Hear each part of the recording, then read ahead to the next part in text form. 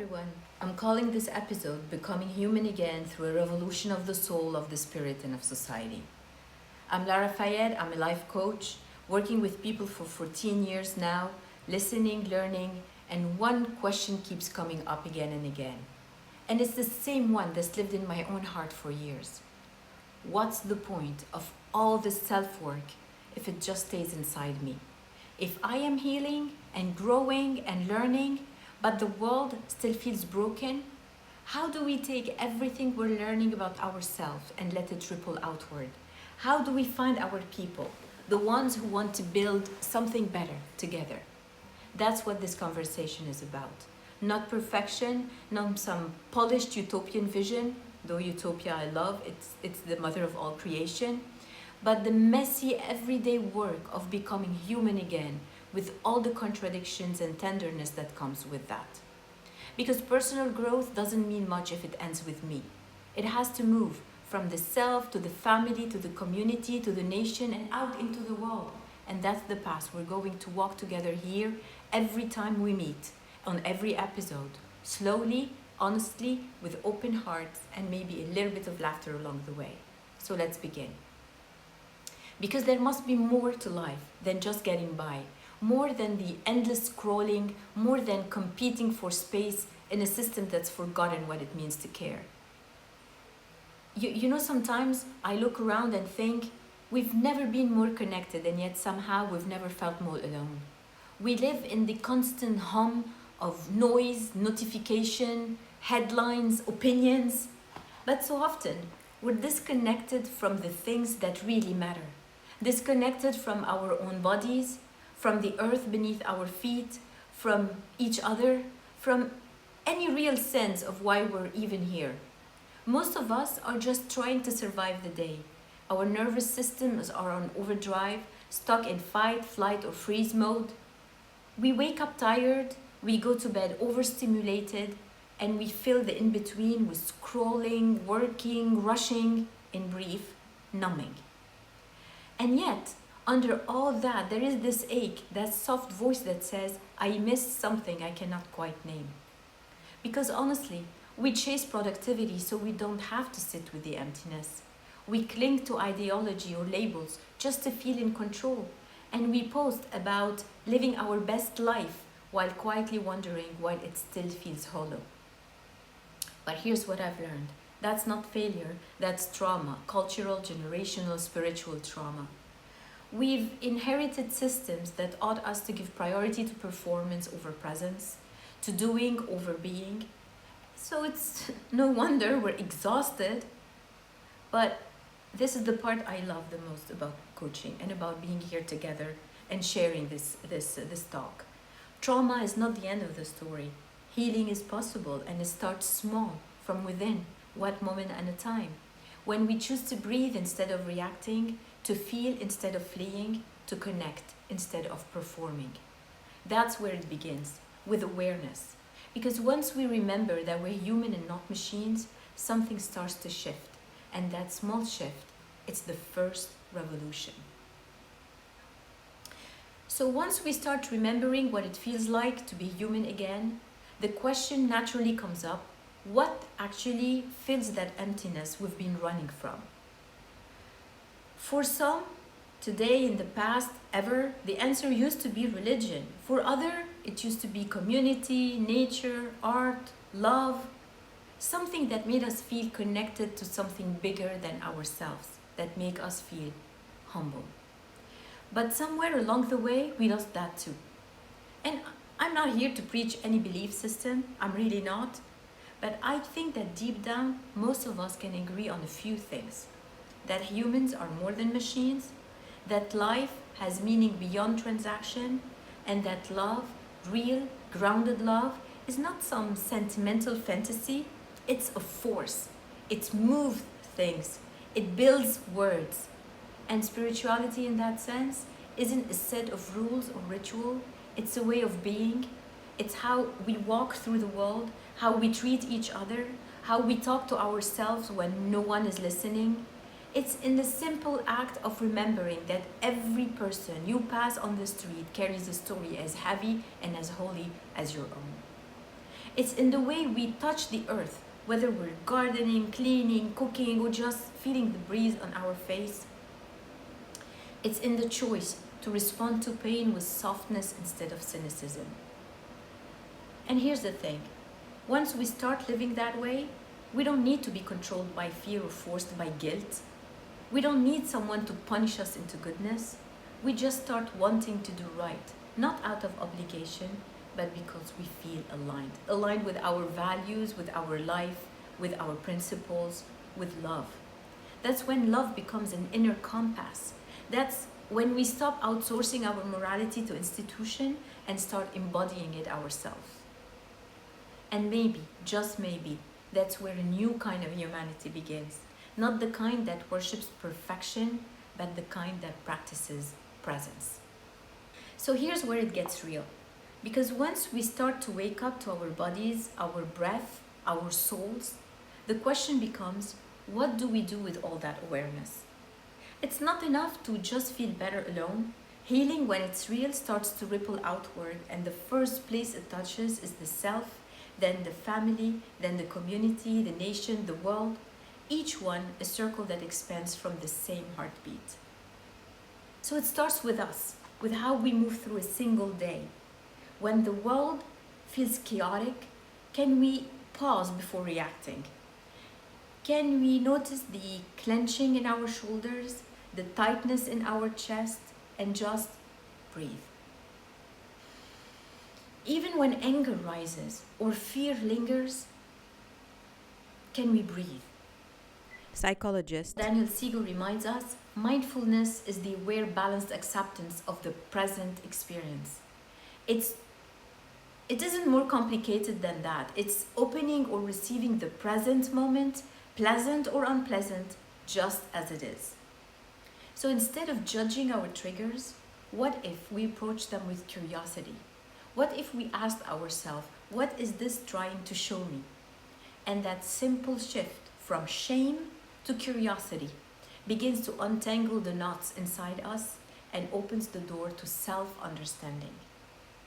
And then there is honesty, the kind that doesn't try to shine or impress, the kind that's raw and real. It's saying what we actually mean, even when it's uncomfortable. It's apologizing when we hurt someone, and most importantly, forgiving ourselves when we stumble or fail to be perfect. As Carl Rogers said, the curious paradox is that when I accept myself just as I am, then I can change. That acceptance doesn't stay inside us. Imagine a teacher telling their students, I don't have all the answers, but I'll learn with you. Let's discover it together. That vulnerability invites the student to ask questions, to speak openly, to take risk, to grow. Or a neighbor saying, I was wrong about that. Repairing that small rift, and suddenly the tone of the whole block shifts.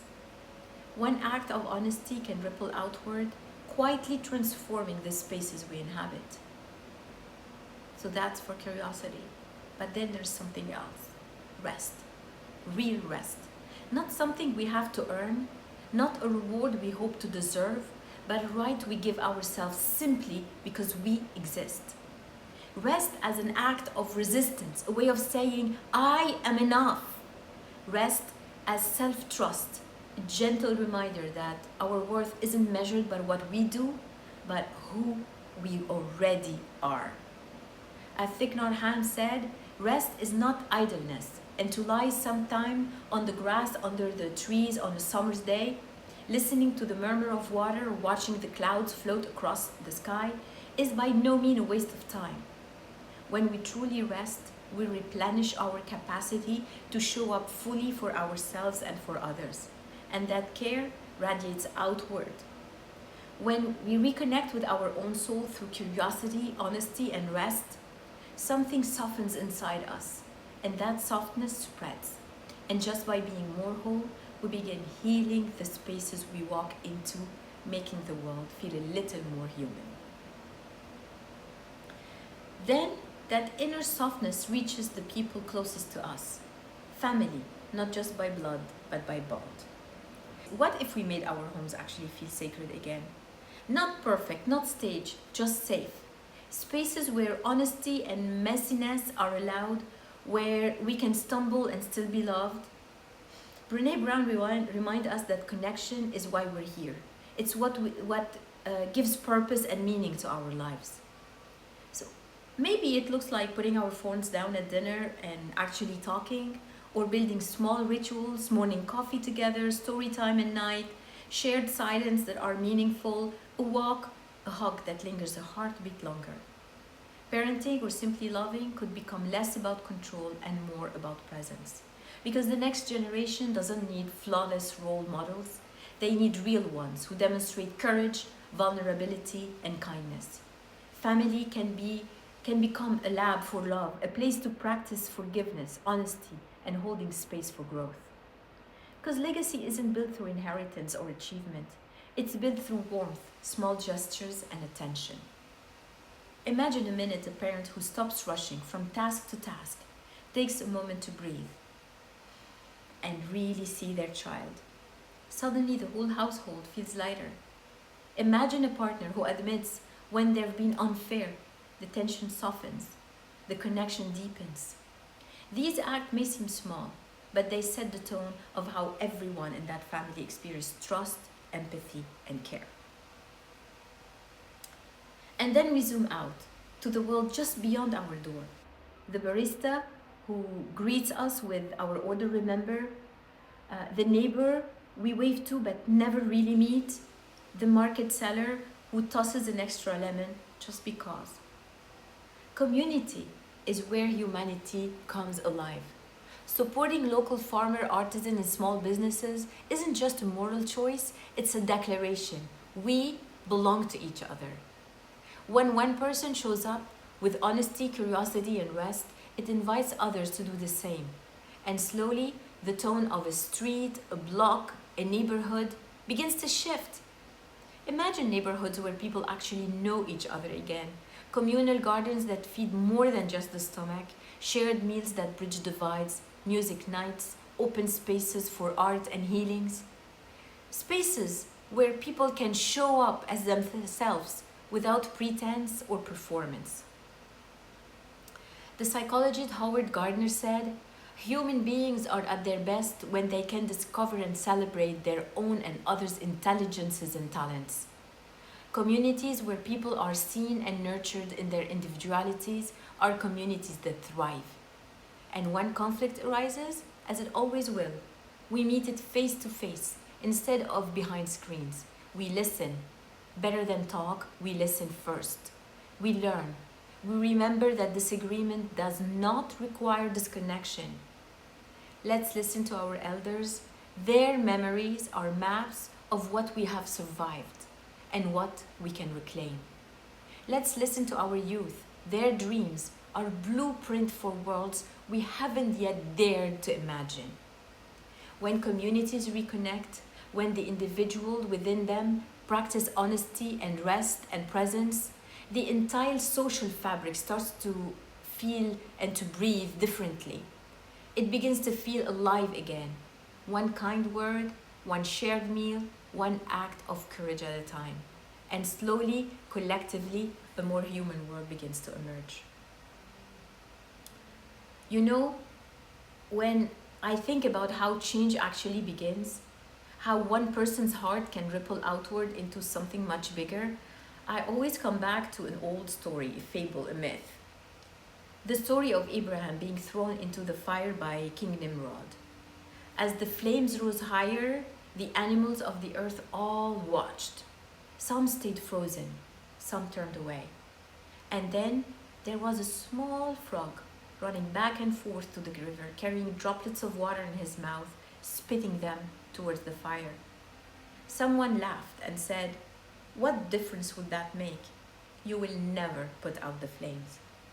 And the frog answered, "Maybe not, but I want the world to know which side I was on."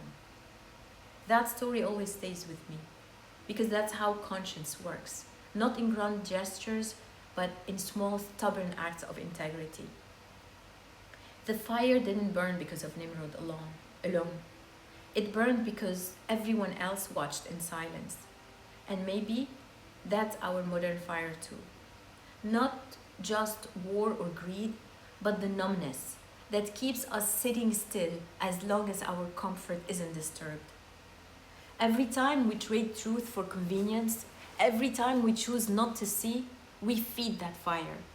But every act of empathy, every refusal to dehumanize, every no whispered in the face of injustice, that's a drop of water. And together, those drops become a flood. That flood begins to move when individuals move together. Because a nation isn't built by system, it's built by souls who refuse to stay numb. When enough people make that choice to feel, to care, to act, nations begins to shift. As Howard Zinn, the historian and activist once said, you can't be neutral on a moving train. When enough people make that choice to feel, to care, to act, nations begin to shift. Imagine for a moment citizens who stop seeing each other through the label sold to us, to them, as race, religion, class, and start seeing the shared one beneath it all. Because the writer James Baldwin said, the most dangerous creation of any society is the man who has nothing to lose. And that's what poverty does. It divides us by survival, turns hunger into hierarchy, makes us mistake inequality for merit. The worst discrimination has never been color or creed, it's been poverty. The silent acceptance that some must struggle so others can stay comfortable.